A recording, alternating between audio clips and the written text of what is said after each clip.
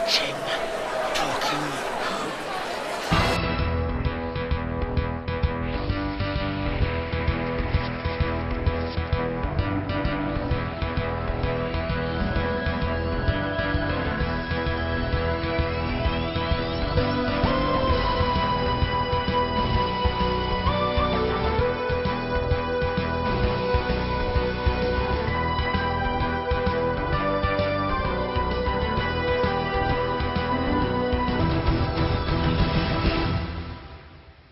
Greetings and salutations and welcome to Talking Who. I'm Sean Harry I'm Elisar Cabrera. and we're here to talk about nothing but Doctor Who for the next nearly 40 minutes to hour Indeed, or yes, so. indeed. Effectively, we are like young male versions of the and half as many of the middle-aged women on Loose Women, but they talk about all kind of rubbish and we'll just talk about Doctor Who. Well, that's true, yeah. Yes. I'm actually... we haven't got the Google Plus running Hangout because for some reason our driver has crashed on the second laptop. I'm going to do a reboot on that one actually, Sean. Mm-hmm. And let's just see what happens. I used to be a big fan of a cartoon called Reboot. Indeed, like the first CGI type cartoon. Yes. So look out for that while that's rebooting. And Maybe we could do a talking reboot. well, we've got a lot to get through to. Yes. For instance, we have the Sensorites to review this week. Yeah. And so, which is a very first season story from the way back when, Doctor Who's very first year. And then, of course, Annie Fairfoul will be talking about Susan, the original first ever Doctor Who companion. And companions is going to be our theme for this week. Because Barry Aldridge will give us his top 5 companions. And we're going to be asking you guys the question. The question of the week, yep. Who is your favourite Doctor Who companion? So tweet us, send us a YouTube comment, let us know. Let us know who is your favourite Doctor Who and don't companion. just give us a name, give us a reason as well. Yes. Write in the comments. This is because. Blah, blah, So who's blah. your favourite Doctor Who companion? I'm going to say Leela. Mm-hmm. I mean, I want to pick Sarah Jane, but you know what? Leela, to me, I just have more memories as a child in that year. And plus it was when the Gothic era was really into its teeth. And I would have to actually go with Sarah Jane. Because I just think the chemistry between her and Tom Baker was just so good watching them on the show. Yeah. I think that was one of the best, doctor companion chemistries you had going on. But I'm also was a big fan of Lala Ward as Romana, yeah. Time Lady Romana. I felt that was, you had a companion who was very much the Doctor's equal. Sometimes you even get the impression she was actually having to play herself down so as not to upset the Doctor's ego. And I am, of course, a huge Amy Pond fan because Karen Gillan is just so gorgeous. And for exactly the same reason, I was a big fan of Wendy Padbury as Zoe. Indeed. Well, I tell you what, to kick things off in our discussion of And here's just quickly on the companion front, I was absolutely amazed that can't even remember his name now. What's his name? Who's from League of Gentlemen and Mark Gatiss. Right Sherlock. Mark Gatiss. Mark Gatiss recently tweeted that the replacement for Amy Pond could possibly be male, which would be the first male companion, significant one. First male companion since Jamie McCrimmon. Well, I mean, yes, as a main significant companion. So you're saying Harry Sullivan wasn't a significant companion? Well, he was secondary. Turlough? To Sarah Jane. Turlough?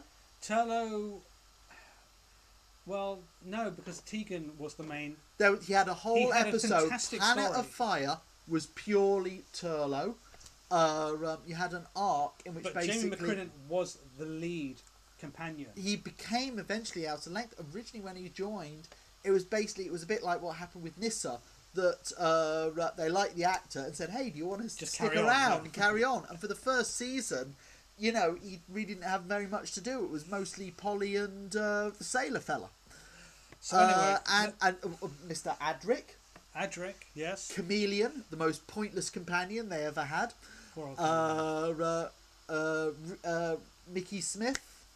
They had the dude from Coronation Street for 2 episodes. It's a whole pile of male companions. There are, and it's a fallacy to think that actually But only it can be was a female. what was very noticeable was in Doctor Who's history for the first 6 seasons.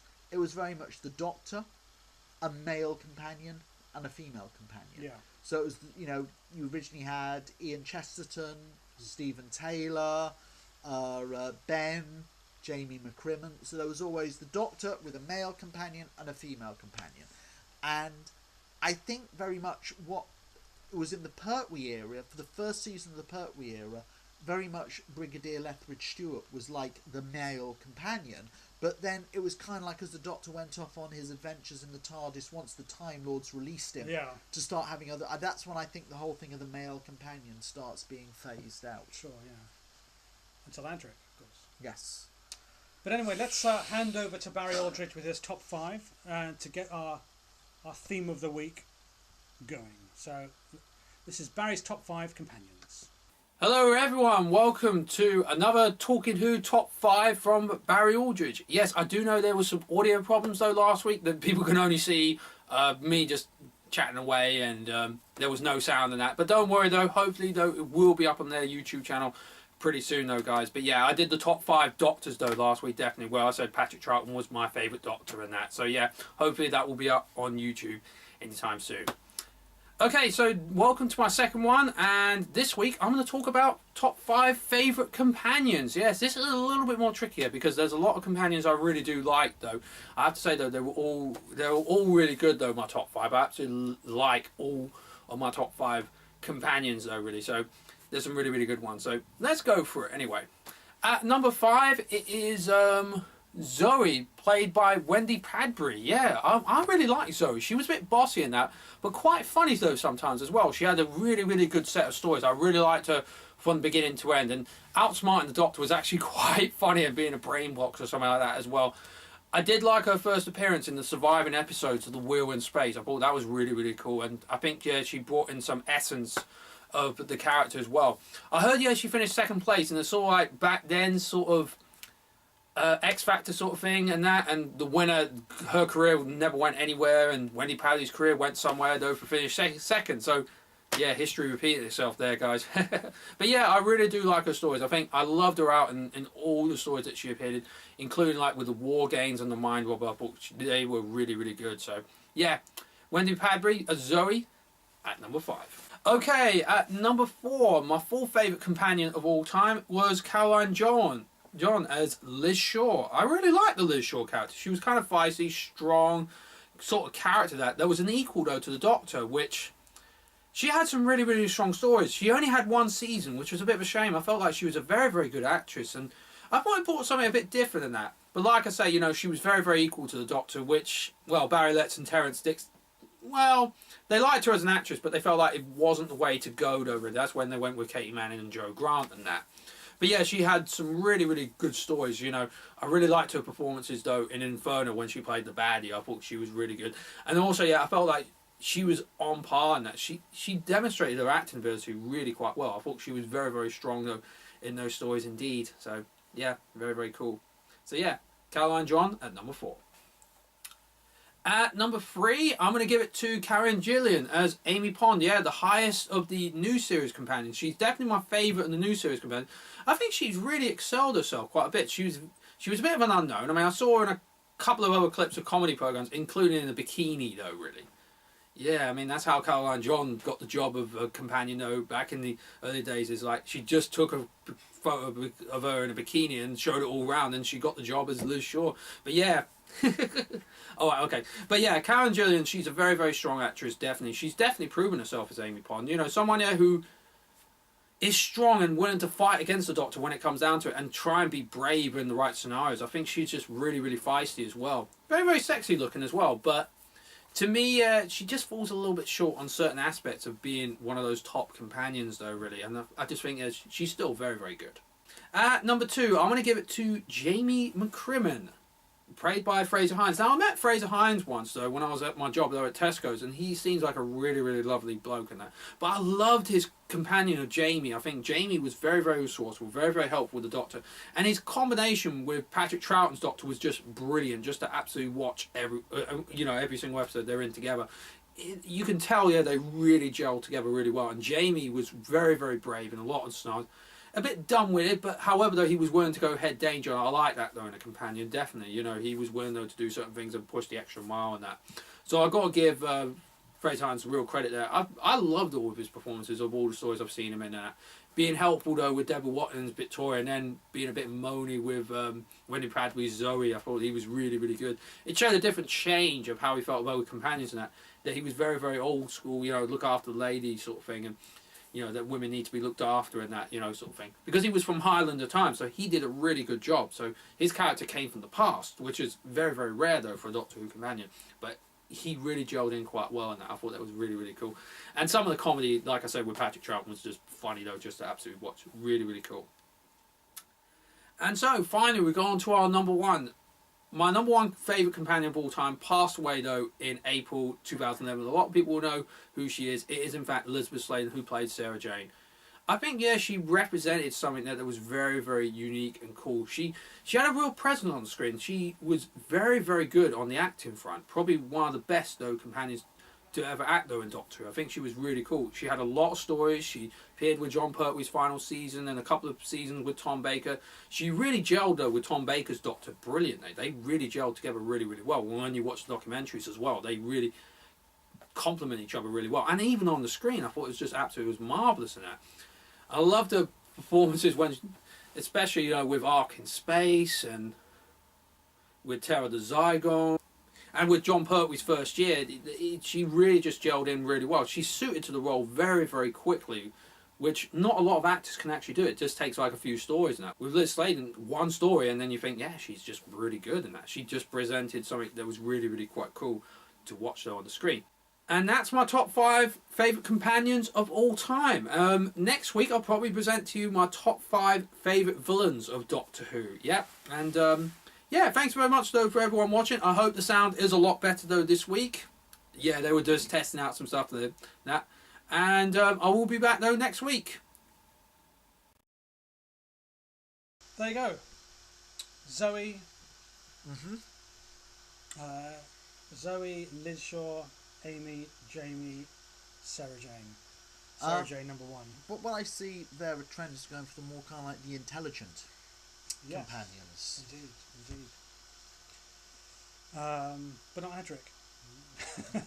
Probably one of the most least liked companions. We need to start an Adric reappreciation. Actually, probably society. the funniest thing for me, one of the funniest things I ever heard from Doctor Who, made me laugh out loud, was when I watched the DVD of Logopolis. Yeah. And in the commentary on it, Tom Baker, when Adric first turns up, goes, "Oh, I did a film for Pier Pablo Pasolini, and he would have adored Adric." But I think Zoe's great, and it's good that people, despite the fact that again with Patrick Troughton, that there aren't his best stuff isn't available. Well, all the stuff that is, the majority, there's very little of Zoe's stuff that isn't available. I think it's a total of 7 episodes. 5 episodes of The Space Pirates and 2 episodes of Invasion. Oh, and of course 4 episodes of The Wheel in Space. I was thinking about what was left of season 6. Yep. So and of course she started at the end of season 7.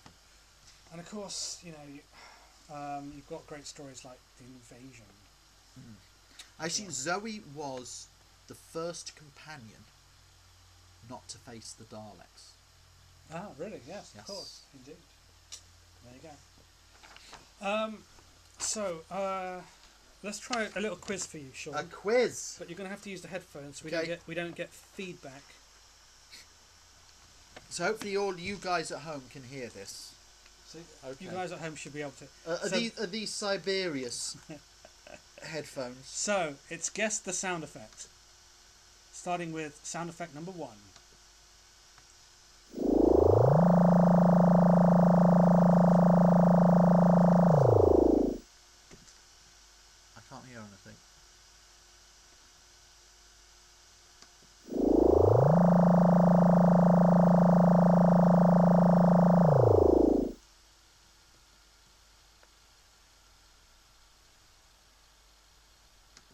do that one again.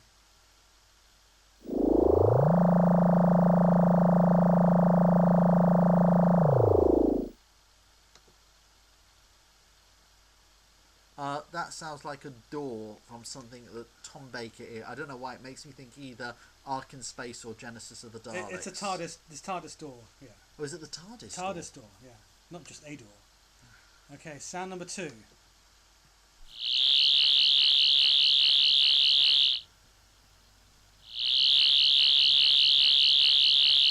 Sonic screwdriver. Sonic screwdriver. Absolutely. Yep. Okay. On to sound number 3.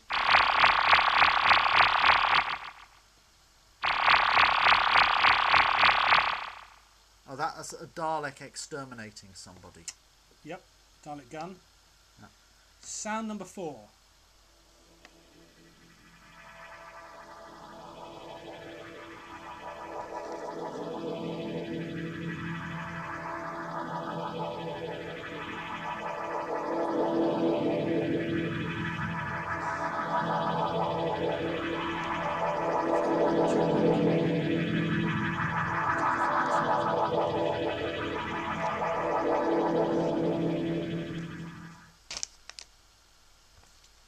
No, I can't get this one, I'm afraid. It's Sutek's time tunnel. All right. It's a bit esoteric. The pyramids of Mars. And sound number 5.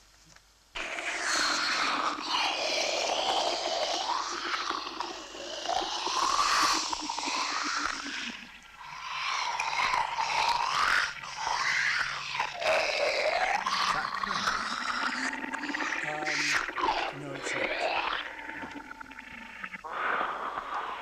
Is it a Khaled mutant? Well, that's actually, yeah, I'll give you that one. It's the Dalek hatching tank from Genesis and the Daleks. Yeah, Khaled mutant. Absolutely, yeah, well done. 4 out of 5 ish, I think, there. No, I did say a door. Yeah. Oh no, it's Sutek's tunnel. I didn't get that. Sutek's- Sutek's time tunnel. Sutek's time tank. And So- yeah, we've all got a time tunnel in the back room. Well, I remember when that came out in the 70s. The vinyl, yeah. That came out in the 70s. And 1978. and it was like that, and Genesis of the Daleks were like on audio vinyl. That's right, yeah. Were about the only bits of merchandise you could get apart from your Talking Dalek and your Doctor Who annual. Yeah. So this has just come out. It's a remastered version of the 1978 BBC Doctor Who sound effects vinyl, which is now on CD. It's bizarre this because all you do is you sit there and you just hear sound effects Yeah. and listen to it. And this would kind of like be useful if the stuff was copyright free. Yeah. And therefore I can understand people buying this to use in their YouTube shows Their for us fan to videos, review or Doctor Who fan whatever. videos, yeah. But this is copyrighted to the BBC. I find it bizarre to think of somebody sitting at home and listening to Tesh Gunn. I really like the sound of Varden Guard from Invasion of Time. Let's listen to that again. I'm a huge Doctor Who fan. I love Doctor Who stuff, but on this, the mind boggles. Well, yeah, I think it was quite a fun thing. That's just arrived in the post today, Yeah. actually, from Amazon. That was quite good. On the subject of favourite companions, we have a tweet from Surround Sound who says, Jamie, as I am a Scot and he was a role model when I was younger, I started to like Doctor Who. A bit sad, I know. Well, I don't think that's sad. I think as a kid, we all had our role models as well, Yes. don't we? And I think Lily was a bit of a role model because she was a go-getter. But I think I always wanted to be the $6 million man. My role model was Hugh Hefner. Victor Von Doom. Victor, so you keep going back to Victor Von Doom. But What that's a cool dude. But Every time I'm having to do work in my office and I'm getting a bit tired, I go, what would Victor Von Doom do? He would carry on. Nothing would stop him. so perhaps you need to edit like a sort of a soundtrack album of Victor Von Doom music that he would listen to. What would he listen Wagner. to? So the Who Shop. Have you ever been to the Who Shop? Once or twice. Yeah. Do you like it? It's okay. We're going now to an interview I did a few weeks back with Alexandra from the Who Shop, who actually describes what it's about, what they have there, and so if you guys haven't yet been to the Who Shop, this is the ideal way to find out what it's all about. This is Elisar for Talking Who, and we're at the Day of the Daleks launch here at the Riverside Studios, and I'm here with Alexandra from the Who Shop. Hello. Alexandra, how long has the Who Shop been running? Oh my goodness, too many years and I care to actually remember. It's 26 into 27 years now, so we've been going a long time. We started off in Wapping, Right. and then we moved from Wapping to East Ham. We were in East Ham for 19 years, and now we've moved to a fantastic new store just around the corner from West Ham Football Club in Upton Park. How can you fill a shop just with Doctor Who? You will be astonished. We have 2,200 square feet of the most fantastic Who merchandise. We've been doing it so long, so of course we're known throughout the world. So when Doctor Who is produced, it doesn't matter where it's been produced. If it's in America and Australia, we will get to know about it. We will import it, and we will be there to show the Who fans in the UK all the fantastic, wonderful merchandise from all around the world. I mean, most fans in the UK will go to Asda and they'll see the character options action figures. What other kind of stuff can they find at your shop? Oh my goodness. Well, everything from 1963 upwards, and of course we speak to all the major retailers, all the major wholesalers, all the major manufacturers, and we often get exclusives made specifically for our shop. We get all the Comic-Con exclusives. We get those supplied to us. We produce products of our own as well. So when you come to the store, there are lots of things that you will find nowhere else except at the Who shop. Tell us a bit about your own exclusives then. We have our own prints, we have our own T-shirts, pins, badges, paper products. Just there is so much that to actually put it down on the podcast, we might be here all night, and I really do not want to, annoy the viewers and getting bored. Come down and see us. We also have our own museum, which holds the props and costumes that I've collected over 26 years of collecting, from 1963 right the way up to our latest product, which is probably 2009, 2010. But we're working on the 2011 series at the moment, so hopefully we'll get something from that as well. In fact, today we've actually brought one of the exclusive prop items with us, which is in fact from Delta the Bannerman, and it's one of the Blazers. So if your fans, when they look at the stall, they'll actually see something from the show. And whenever we go anywhere, we try and bring an original prop with us, so fans can get to see those items that, to all intents and purposes, they may never actually get to see. You would recommend it's not just something, go to your website and buy. There is much more to see actually being in the shop. Absolutely. We try and put as much product as we can online, but there's always far too much. And obviously, 1963 items, you're only going to get one, so it would be pointless for us to put it onto the website. I mean, this year alone, we have things like Dodge the Daleks and, the nursery Dalek. We've had things like that come through the shop. Again, one item only comes in, and to be honest with you, it doesn't stay along for us for too long. It's gone. Catamastic, again, we had one of those this year. So there are items that really come down and have a look. It's a special place to come to, and I'm happy to say lots of fans come back time and time again. And we have customers that come from all over the world. In this last month, we've had people from Brazil, Guatemala, Papua New Guinea. It's amazing. So when people say, oh, we've come a long way, and I said, well, how far have you come? Oh, we've come from West London. I think, well, if you actually look at our map, you'll see we get people from far afield. And we never know on any particular day when either we pick up the phone or people who come through the door who it's going to be. It's an exciting place to be. Do any of the cast or filmmakers ever come? All the time.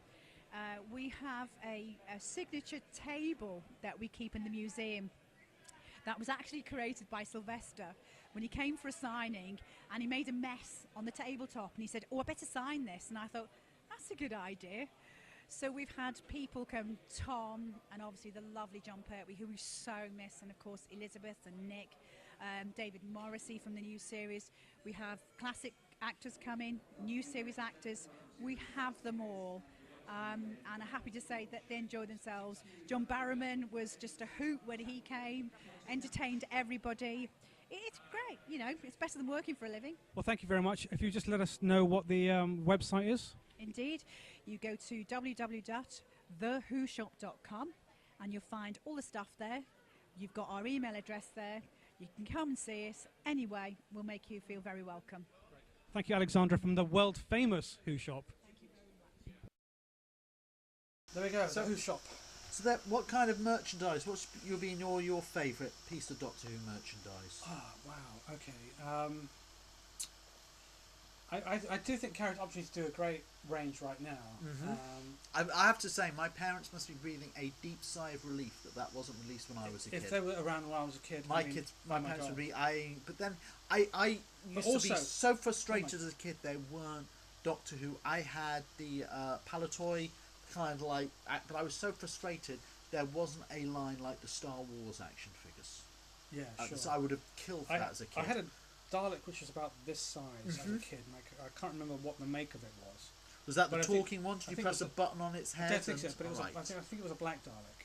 Right, well, when I was a kid, one of the first toys I actually bought myself, I saved up for it by doing odd jobs around the house at about 4 or 5 and earning a penny here and a penny there, and it was a Palatoy talking Dalek.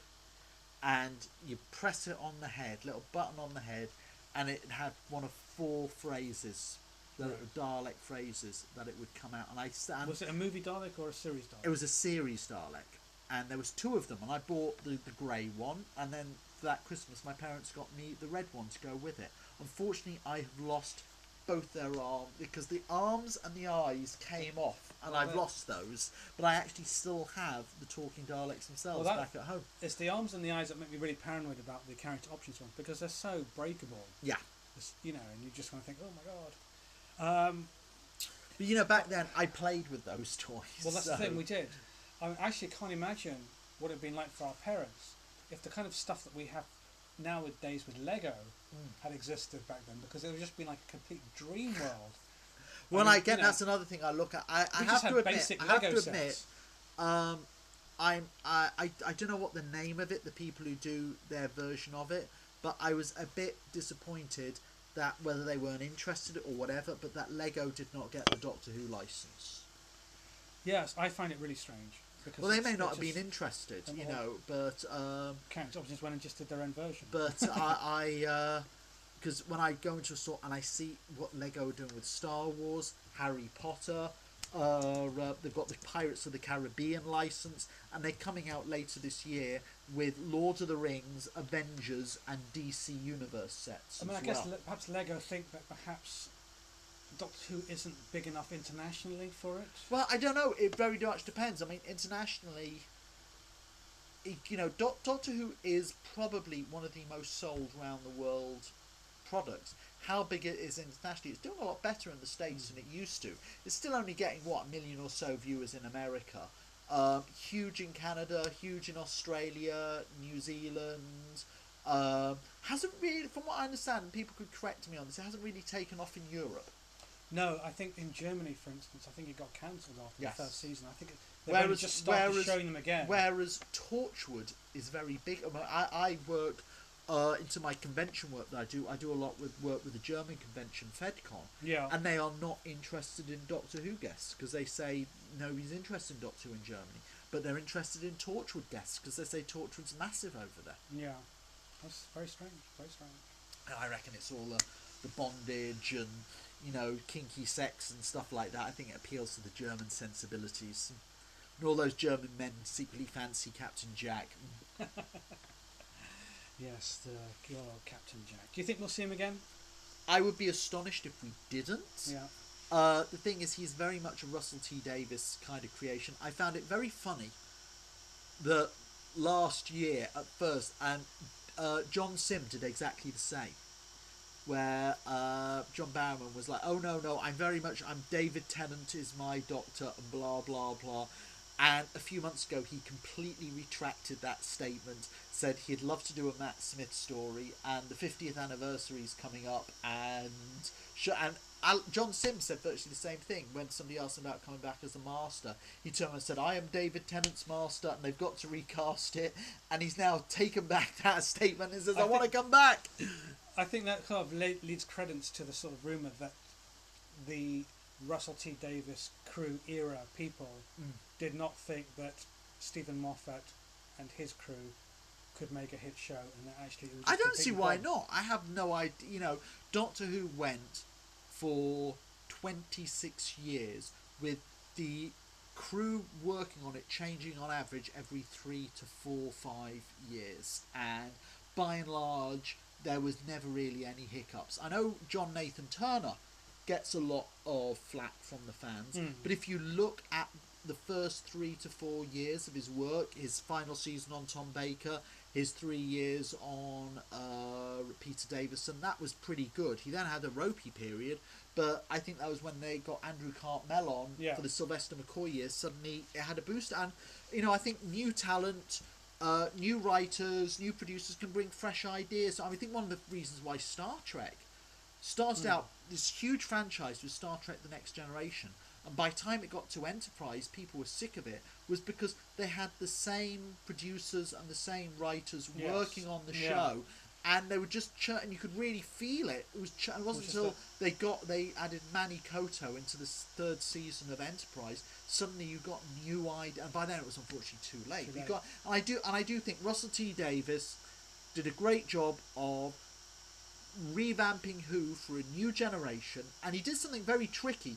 He effectively rebooted Who while keeping it within the same, you either reboot it or you just continue. He kind of like did a mixture of the both, kept on the original fans, brought in new fans, did a brilliant job, and then I think he left while creatively he was still able to give a good output, and then having a new production team come in means that we've got a fresh feel to the show, and I don't see why Doctor Who in its current form can't last for another 26 years. Well, yeah, let's hope so. But I would be surprised if it'd be interesting what happens with Torchwood though. I think it's over. I think what I got the impression was that the Stars Network, they took over Torchwood. They did the 10 episode arc, and then Russell T Davies has got a new show coming on HBO. Yeah. And there was a couple of comments made by Stars where they literally said, we don't want Torchwood back if Russell T Davies can't give it his full attention. Yeah. A lot of the reports I got, and I could be wrong on this, but a lot of the reports I got were that Stars was very miffed that Russell T Davies took his new show to HBO. Right. And not them. After they gave him his break. Well, no, HBO gave him his break with Queer as Folk. But was he writing the American one, or was no? But they just brought it over. Yeah, but he still had a prior existing relationship with HBO, and they're much bigger and more respect. I mean, Stars is it's basically swearing and breasts. Basically, watch Camelot or Spartacus, and you can always guarantee the C word and a woman's breast's going to come up at some point. And Torchwood, I think it did well for them. I think it would be silly of them not to bring it back, but I think there's a bit of bad blood there now over that. And for the BBC, it did, the last season, it didn't do great rating rise, it did okay. I think it got like 4 million viewers. Yeah. So I'm sure they were happy with it. I'm sure if the Stars Network came to them and said, we'll put in money for another season. But I don't think at this point the BBC is willing to stump up more money themselves. Comments in the YouTube comments. Will Barnaby Edwards appear at the 11th hour? From Animax 67. At present, no, we haven't got Barnaby Edwards down on.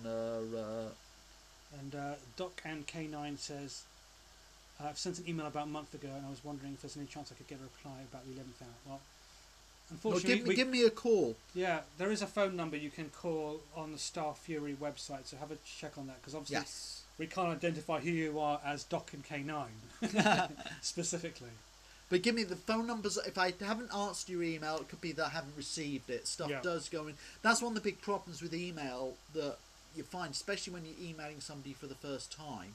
Especially if you're emailing from a Yahoo account or a Hotmail account. That is like death for me, that it goes straight in the spam folder. That's why the main primary thing we advertise on the website and in the advertising is telephone number. Yeah. So give me a call if you've got a specific query, and I can get onto that for you.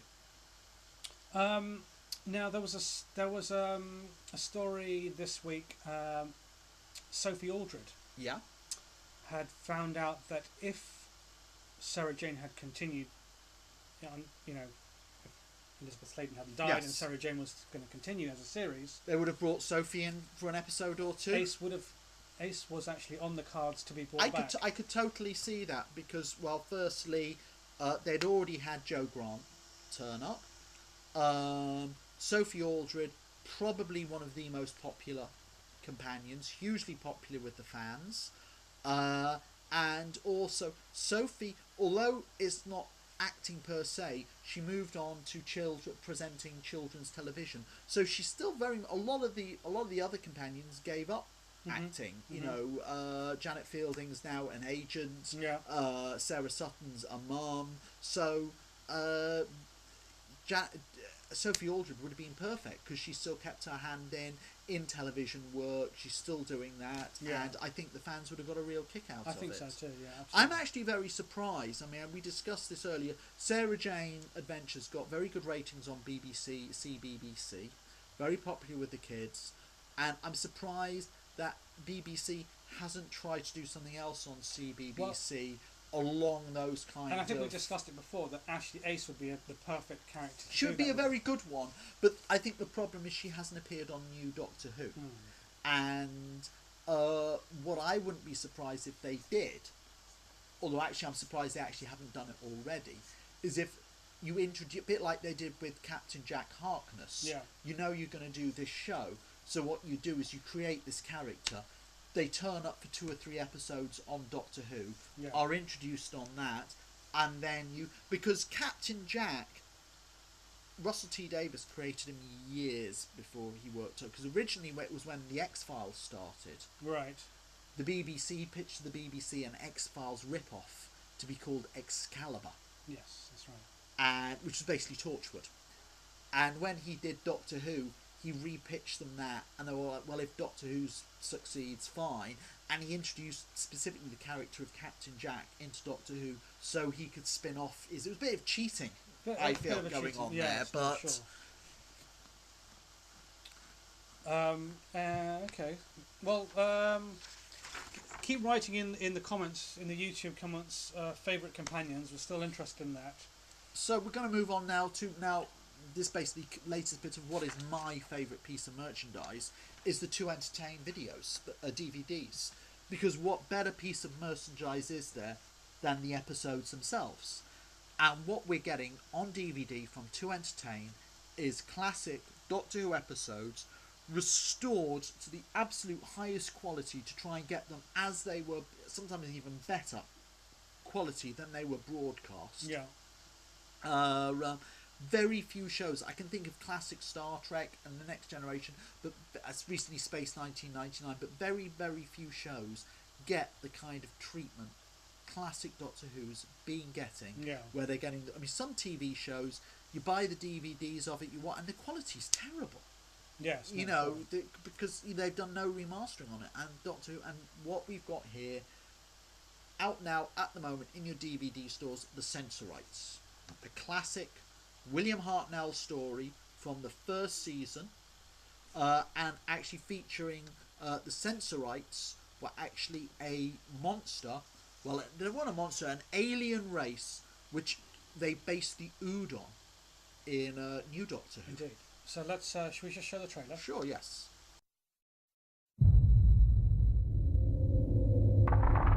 Out there is a planet we call the Sense Sphere. The creatures, the Sensorites, somehow they have some control over our brains. Doctor. The Sensorites! Get back! Get away! None of you can ever leave the Sense Sphere. What do they want with us? I don't know. It is useless to resist. Surrounded by enemies. Sensorites! They're near us now. You're in no position to threaten us. I don't make threats, but I do keep promises. I should cause you more trouble than you bargained for. The Doctor is near death. The other two approach death. I see victory for all my plans.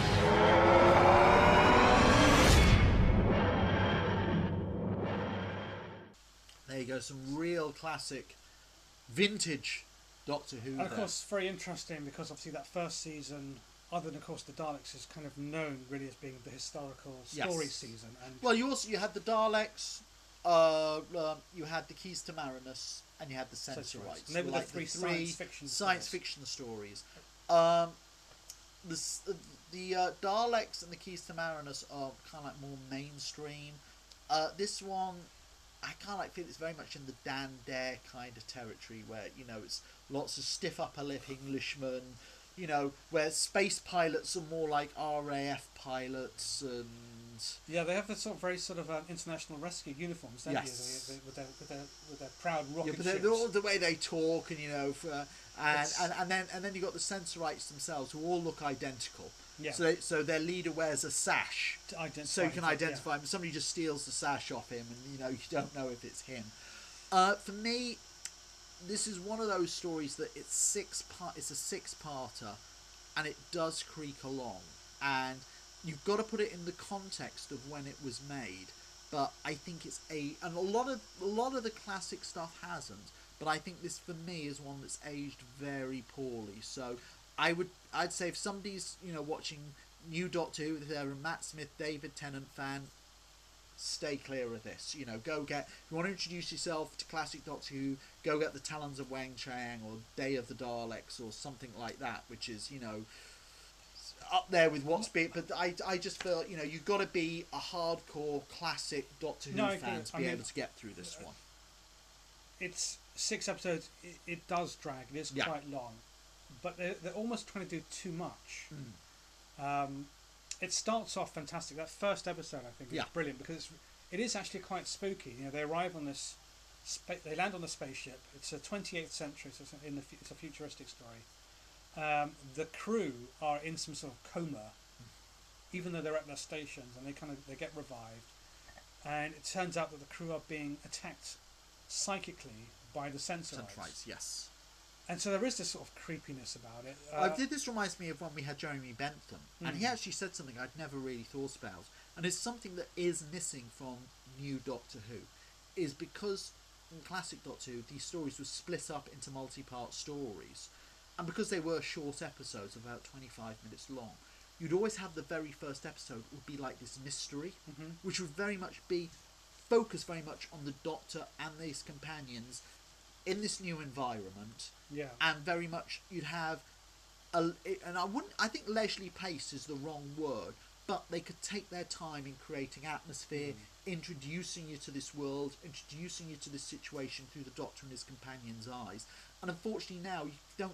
The new Doctor Who's got to do all of that in the 3 minutes before the credits come up. Yeah. So that's one thing that has been lost that used to work, and it's still actually when you watch these. A lot of the old episodes holds up very well on a lot. A good example would be The Ark in Space or something, where it holds up very well.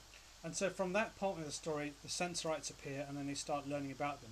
Yeah. And then the story shifts, and you've now got a story about the Sensorite internal politics. Yes. The minute it takes that, that's kind of like when I started struggling with it. And then it shifts again. Yeah. And there's a race of humans who kind of still believe they're at war with the Sensorites, and they live underground, and suddenly there's just too many different stories. And well, for me also the problem is the aliens themselves, the Sensorites. It's that terrible thing of which luckily Doctor Who learned very quickly of aliens with masks like that. You can't really get a performance out of them, and you can't feel any emotion to them or something. And of course this would all change, and you had some fantastic make-up alien jobs, like you had the Ice Warriors and the Draconians and Ogrons and Zygons and monsters or aliens who would look scary or look alien and bizarre, but they still allowed the actor to present a character. But these are big masks. You can't. You see nothing of the actor. And which is fine when you really think they're silly only feet. And when you think they're only psychic. Yeah. But of course, then when it does go into it's the internal political situation of who's backstabbing who, and they become human-like characters, then the characters of the Sensorites sort of fall apart. But as Sean mentioned earlier, they are the basis of the Ood. And yes. And if you actually look at them, you can really see a similarity in the design. There's a similarity in the concept. Of course, the Sensorites, though, are a very high-tech civilization. Yeah. And you couldn't see them being turned into like a subservient race like the Ood. So I think the idea is, the Sensorites comes from a planet called the Sensphere. Yes. The Ood come from a planet called the Oodsphere. But they're but actually the in the same Doctor solar actually system. states they're in the same solar They're in the system, same solar and he system. says they are related to each other. So obviously they've got a common ancestor. Yes. And I guess it's a bit Vulcan and Romulan. Yeah. They sort of split off and have their own planets and. The develop Sensorites themselves. aren't carrying their brains in their hands, but aside from that, there are a lot of similarities to them. I think if they had been more similar, given Russell Davis's track record, like bringing in the Macra, Yes. for God's sake, I'm sure he actually would have considered using the Sensorites themselves. But they're a subservient species. Yeah. They're a friendly race living a low-tech kind of lifestyle, and whereas the Sensorites are high tech, so it wouldn't have really gelled for what Russell T Davis needed to do. But then with the stories with the Ood are set centuries after this particular one, because that's in the 40th plus centuries, whereas we're in the 28th century, going by human. I'm never quite sure how time actually works when we can only count it by human Earth time. I've always been measurements. quite surprised in Doctor Who that with the new series, he either comes in today or around the 20th century or so far in the future. Everything else is like he's either in the 20th century or he's in the 50th century. But he has a knack of exactly arriving in the 20th century on a perfect timeline. Yes, or he has a knack of arriving in the 50th century, to meet, Lady Cassandra or somebody in a perfect timeline as well. But it's only River Song who can't get her timeline But actually, right. their timeline right now is something like, must be about 2014, because at the end of the Christmas episode, it's been 2 years since he's last seen Amy. So if he last saw Amy in 2011, so I guess it's 2013, 2014 Christmas when he stops by. So we will see whether they'll stay within the continuity of that. That could all be ruined by the Mayan calendar. Indeed. Sensorites, the extras, not a huge amount of extras. But you want to know something? It's one of those stories you've got an issue that, terrible to say, but true, most of the people involved with it are dead. And it's also probably, I once saw a press release for To Entertain, and they had the sales figures for Genesis of the Daleks and the sales figures for the Aztecs. And one was like 5 times what the sales figures were the other, and I bet you can guess which sold 5 times. Yeah. So they probably don't quite have the budget, I'd have thought. But there are some perfunctory extras. It's not really very much, but really there's not that many people left to talk about it anymore. The extra, the main extra they have is they actually know nothing about the person who actually wrote this story. Yeah. And it's a guy's mission to actually go and find out and investigate who is this writer that no one seems to know anything about. He only did one ever Doctor Who story, wrote one Hammer film, and that was about it in his career. But actually it's quite a fun documentary. Sensorites, it is one for the hardcore. At the end, this is obviously going to lead into Annie Fairfoul's video about Susan. At the end of the story, there's this quite tender hug between the Doctor and Susan. Yeah. Really reinforcing that they're definitely related. This is definitely a family. She has actually said in Caroline Ford has actually said in interviews that back then when she was playing Susan Foreman, her and William Hartnell were in absolutely no doubt. He was her grandfather, she was his granddaughter. That was how they played it, that's how it was written, that's how the characters were created.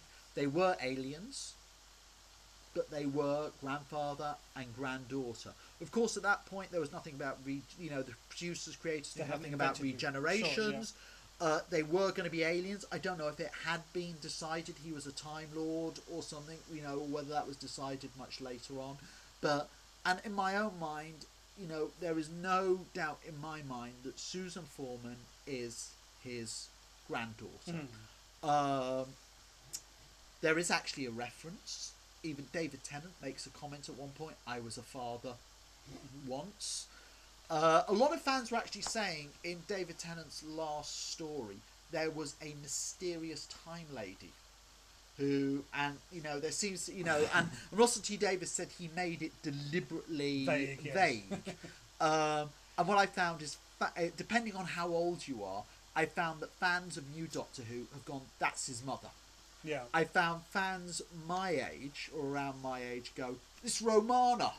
And slightly older fans go, it's Susan Foreman. So, Susan Foreman not obviously being her real name, that's just her made-up name for while Yes. she was pretending to be a student on Earth. Yeah. But anyway... I mean, I was even wondering when she got married. Well, I don't know if they got married. When she hitched up with a human, could a Time Lord maybe give up their regenerations or something like that? Well, indeed. Okay, so just before we go to Annie's video, we've got a couple of comments. Mr. Epic James says, my favourite companions are Joe Grant, Sarah Jane, Brig and Rose up until the end of Series 2. I have to say, I didn't like either Joe Grant, and Rose really got on my nerves, but, Sarah James. Doc and K9 says, favourite companion has to be Rory and Amy, both amazing characters, and I'm looking forward to seeing what happens next with them. Do you know what was really interesting was when they introduced Rory, I couldn't stand the character. And then when I watched the latest season of Doctor Who, he had such a fantastic arc. Well, he kind of carried the companion role, because obviously they kind of took Amy out because of the pregnancy story. Yes.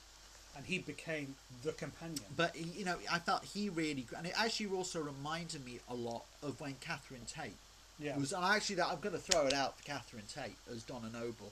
Because when they first said Catherine Tate's going to be the new companion, and especially after her performance in the Christmas special, in which basically it was Catherine Tate doing Catherine Tate. She was just screaming and being silly and just being herself, which is fine, because we all know the Christmas special... It's not for hardcore. It's not for the fans. The Christmas special is light-hearted. It's a light-hearted. And you've got Kylie Minogue being Kylie Minogue. You can get some celebrity being themselves. They're Catherine Tate from the Catherine Tate Show, playing a silly bride. And then they said she's going to be the companion, and I was like, oh my god, this is Bonnie Langford all over again. I was like, this is the most nightmarish casting decision I've ever heard. And yet I thought she was fantastic in the role. She had, like Rory, had an amazing arc across the storyline. And actually, she did something I felt, which I hadn't really seen it, because every female companion, maybe not Barbara, but every female companion, right up to, from, Zoe down to Amy Pond, part of their job is to look hot and sexy, to be this young... slightly naive. I'm sure Barbara was pretty hot for her time. Well, you know what I mean. So it's like, it's like she'll wear a short skirt. She's bright, but not and suddenly we had this. Not trying to sound rude, but a slightly older woman who was more secure in her place in life, who could have an argument with the Doctor, but it didn't come across as bitchy with Tegan and I actually felt the way she was written out was quite heartbreaking as well. I really did feel the friendship, and very often, you've seen her and David Tennant have gone on to do theatre together since. They're obviously great friends, and I actually think what they had, those two, is obviously like what Tom Baker and Elizabeth Sladen had. When you've got two actors together who really click, it can really create a fantastic chemistry. And I actually think that also we keep on going back to Jamie McCrimmon. I think that's another one. An actor, him, Fraser Hines and Patrick Troughton were great friends, so they had this great really chemistry. Screen, and so I think that's why you've got Jamie McCrimmon, Liz Sladen are two of the most popular companions. That chemistry was definitely there between Sophie Aldred and Sylvester McCoy, and I think that chemistry is definitely was there between Catherine Tate and David Tennant. No, I agree, and I guess that the difference that Catherine Tate brought than Rose Tyler and Martha Jones was, as an actor, Catherine Tate is far more mature as an actor. Yes. Whereas, especially with Billie Piper, I don't think the one thing was we had first Billie Piper, and then when they brought in Donna Noble, and just no offence to Freema, but I was like, we'd already had it with Rose, the idea of a companion who's got a crush on the Doctor. Yeah. And instantly it was done again. And I got a bit tired of it by then, so I was very glad. I felt it was a really nice change of pace with Donna. And that's one of the few things I was a bit frustrated about with Amy Pond at first, was suddenly we were playing this whole thing of the companion who's got a crush on the Doctor. And then when it was with the Silence, the first 2 episodes of the latest season, I did get a bit tired with the whole thing of playing a scene where you're supposed to think she's talking about the Doctor, but actually she's talking about Rory, which was funny once, but when they did it like the 5th time, I was kind of like, you know, I'm getting a bit bored by this. No, absolutely. Is it their obsession that somehow female fans can only relate to characters who are falling in love with each other all the time? I would hope not. You know, are they underestimating their audience, I suppose, is the question.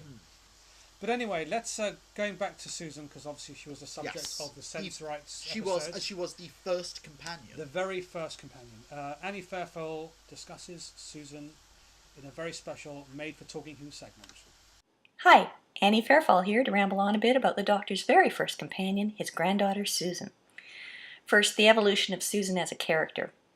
She didn't much. Now, even though she'd been traveling with the Doctor for some time when we first meet her in An Unearthly Child, she spends most of her time, actually most of the series, like this. Can't see him. I can't find him anywhere. There's not a sign of him. Calm down, Susan. Don't worry. What's the matter? It's his notes.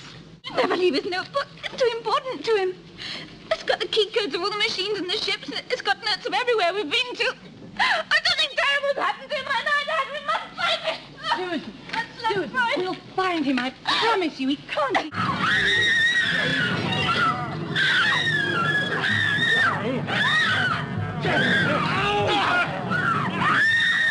Oh! Imagine the auditions! Obviously, the producers put Susan in so children would know by her screaming exactly when to dive behind the proverbial couch. Leading us to the second issue. Who exactly is Susan? The early shows say she's the Doctor's natural granddaughter. But if she's a Time Lord, she would have had to regenerate at some point on Earth. So, shouldn't she have survived the Time War? Yes. But the Doctors all say, or they indicate, that they lost their whole family. Donna, I've been a father before. What? Lost all that a long time ago. Along with everything else. I'm sorry. I didn't know. Why didn't you tell me? You talk all the time, but you don't say anything. I know. Just... When I look at her now, I can see them.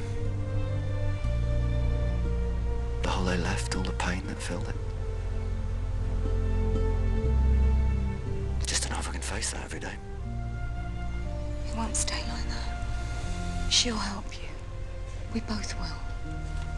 Well, when they died, that part of me died with them.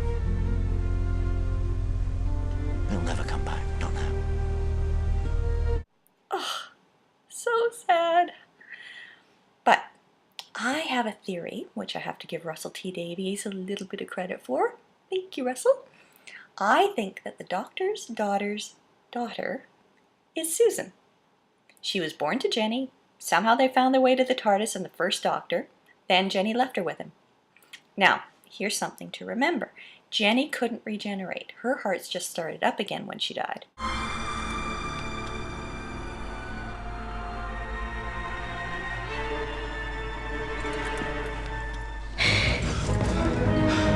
Hello, boys.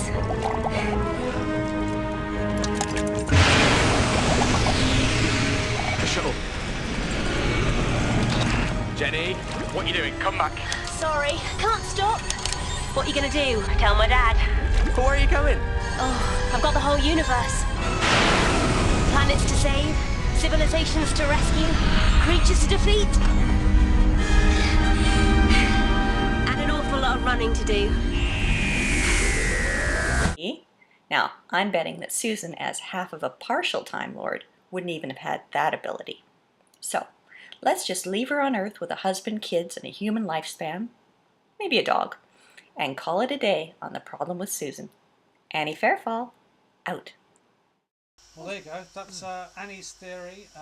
So that Jenny has a daughter, Susan, can't look after her, and goes back into the Doctor's timeline and deposits her in Gallifrey when the Doctor lives there on Gallifrey. Yeah. Or, that's a very plausible theory. It doesn't have to necessarily have the deposit her on Gallifrey. It could be just that the first Doctor, when he leaves Gallifrey on his travels, bumps into Jenny, and but that is a very plausible way of things maybe of happening. It was very funny. Do you remember in A Good Man Goes to War? Yeah. When they bring the crib out. Yeah. And River Song. They bring the crib out, and River Song goes, "I remember this crib." Do you know what my initial response was? I was like, "Oh my god, River Song's Susan Foreman." That was my honest. Because for literally about 6 months before that, I'd been bleating on Amy Pond, River Song, Pond. So you wanted, River, you wanted a surprise, and you were like, "Shut up! That's too obvious." Yes, no, indeed. Well, I suppose I don't know if they'll ever give a proper ending to the Susan story. I don't think there needs to be. Firstly, there doesn't need to be, and secondly, I think one of the problems is with a lot of fans, they become too continuity conscious, and this is a show that's been going on. This year, we're coming up. It's the 49th year of Doctor Who. It's been on the air. The majority of people now watching the show on BBC weren't even born. I wasn't even born when it started.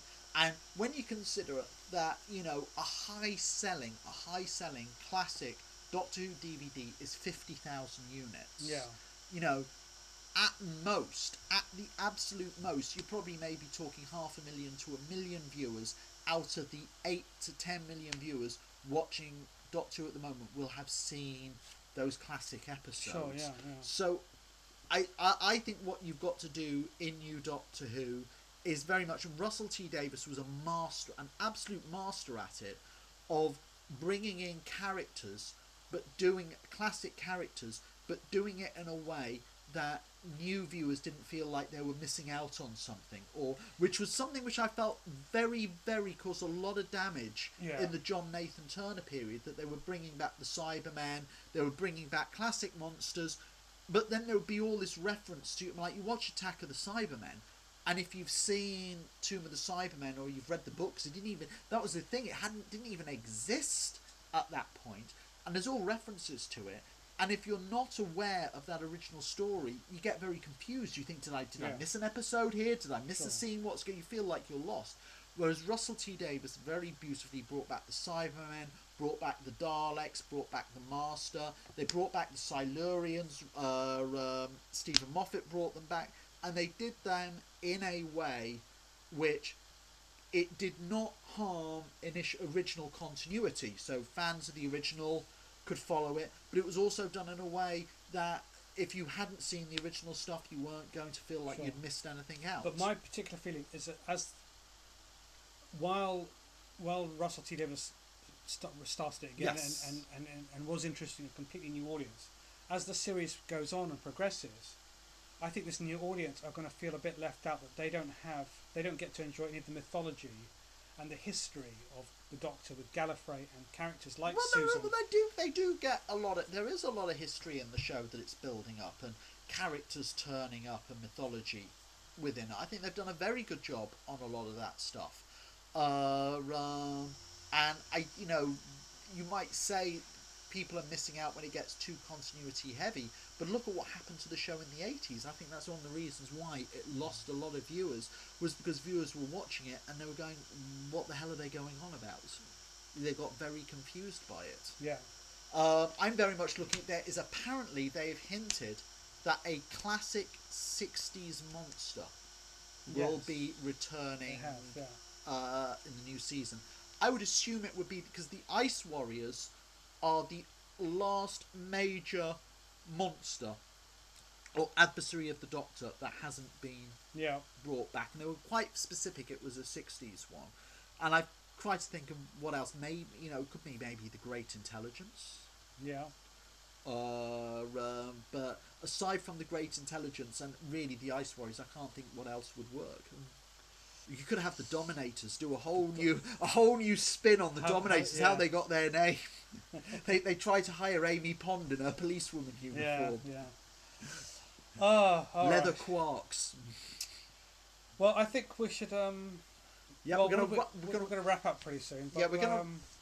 Are you gonna get revisitations? The Of next course. box set, yeah? But I have to say, I love the stories, and I want to own them all. But what I really enjoy the most on the DVDs are the extras. I really love the documentaries, the commentaries, all of that. I devour the extras. And I also have to say, there was a lot of the Colin Baker era I did not enjoy.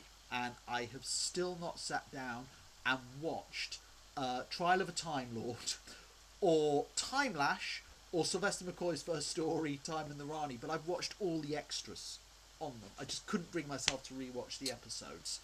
And well, there we go. We're going to do a Trial of the Time Lord. You can. I will probably. I mean, I bought previous revisitations. I ended up watching those stories again. And it actually has been a while since I've watched Robots of Death and Tomb of the Cybermen. I'm looking forward to watching again. They're two. Yeah, they're two fan. I thought the restoration on the current DVD of Tomb of the Cybermen looks fantastic. Well, they hadn't been bid fired, so this one it should theoretically look even better, and they look like they've got a great line of extras. I wish they were doing a few more. There's one more after this. It's a solo story, Vengeance of Varos. Yeah. I wish they would do Ark in Space, simply because I would love to see a documentary on Ark in Space. As it was the first Philip Hinchcliffe story, it launched off really the launch pad for a new era. There's a lot to tell in the fact that it went through about 3 total overhauls of the original script, so that would be but they're not going to do that one. I also have to say, in terms of their entire output, I have no criticisms with what 2 Entertain and the restoration team have done, apart from Revenge of the Cybermen and Silver Nemesis. So I wouldn't mind a revisitation on those two, because I would love to see an extended edition of Silver Nemesis. Which is a surprising omission. I was shocked. And actually, out of all the episodes of which additional footage was available, Silver Nemesis was the one which story-wise was hurt most by what was edited out of it. And Battlefield, I was quite surprised, but they did a good job on the extended edition, and they did these redos of 2 of the Peter Davidson stories, Planet of Fire, and where they actually edited them down, and I actually found those unwatchable. And I don't know why they bothered doing that and not do a proper take on Silver Nemesis. I mean, and of course they did that with Battlefield. Yeah, they did a great job on Battlefield. They did a fantastic edit. They did, and I was actually quite surprised. I read some comments that apparently they didn't think it would sell, or because it was a poorly thought of story. But then, to the general public, from what I've also understand with DVD sales, the main thing to guarantee high sales is the story's got to be in colour, and it's got to feature either the Daleks or the Cybermen. So, I don't know. I'm at a loss, but I would really like to have seen I'm also. They're apparently not going to do any more CGI. Day of the Daleks was the last one they did. Out. So, who knows? I mean, I don't. I'm not a believer of CGI for CGI's sake. When it works, great. There's been 1 or 2 times actually they've redone the CGI, and I think it's actually been worse than the original. There's been some where it's done very well. It's a shame they couldn't do some CGI on the Scarrison for Terror of the Zygons, because otherwise that's a great, and it's actually got some model work in it which ranks with City of Death as the best model work I've seen on the show, which doesn't need replacing. But Lord, that Scarrison, that's up there with the Snake on Kinder.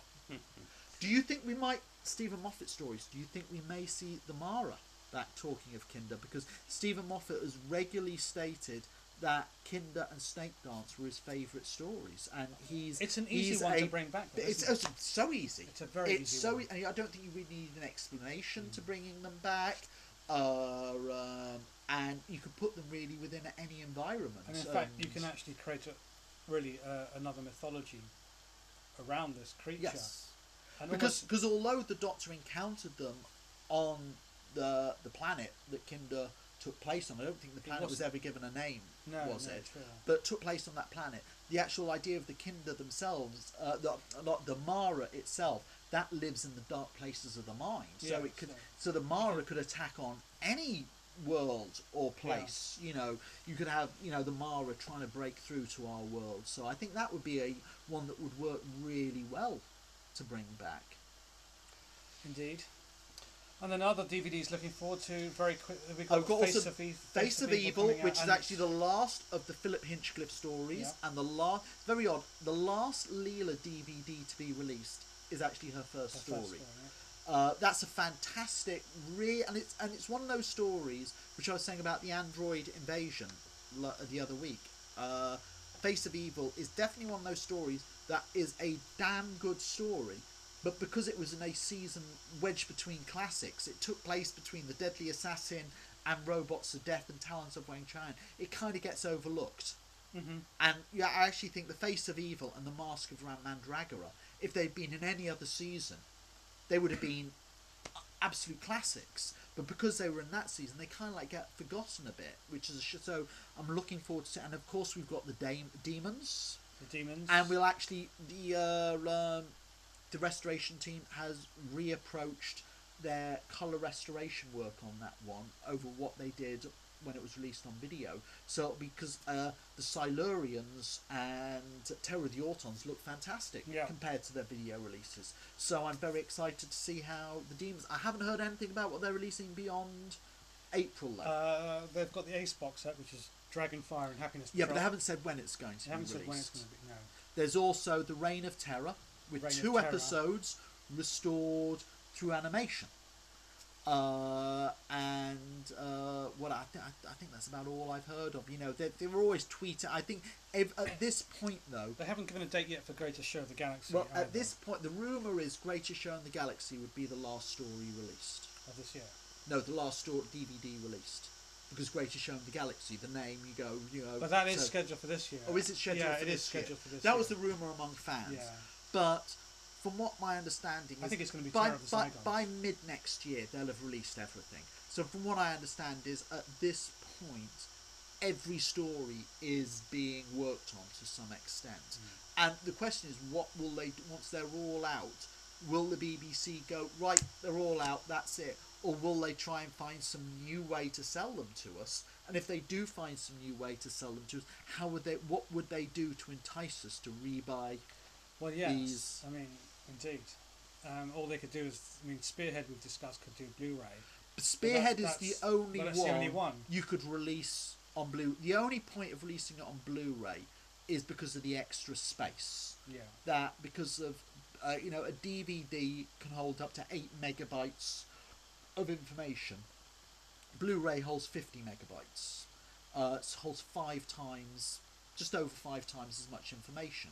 So theoretically, you could virtually fill an entire season of Doctor Who on one Blu-ray. I mean, you could actually put an entire season on one Blu-ray, and all the extras on the other Blu-ray. Yeah. But image quality wise, it would not be any different to the DVD releases because the show was shot on video, so there's nothing they can do. Would there have been other shows, Space 1999, Star Trek, The Next Generation, because they were shot on film, you can go back, and even with Star Trek The Next Generation, it's costing them a fortune because it was shot on film but edited on video, so they're actually having to go back to the original film negatives and do it. And when they re-released Star Trek on Blu-ray, they had to redo all the special effects because the special effects sequences were done on 16mm. Sure, I was shocked they didn't do a Blu-ray for Spearhead from Space because it looked